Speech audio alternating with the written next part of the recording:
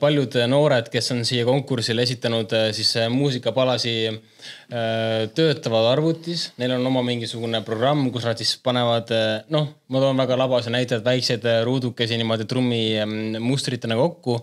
panevad sinna mingi instrumendid taha, mis on ka tihtipeale sünteetilised, need on kõik siin arvutis olemas. See sünteetiline muusika ja arvutimuusika ja samplid on muutunud niivõrd kvaliteetseks ja lähevad aina paremaks loomulikult veel, et tegelikult on võimalik kõrva ära petta üsna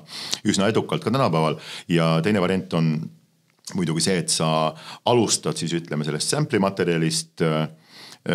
osa asju ongi samplites paremad, kui sa saad saavutada tõesti kõik maailma trummisamplid, et saada sellist soundi stuudios, mul ei ole praktiliselt seda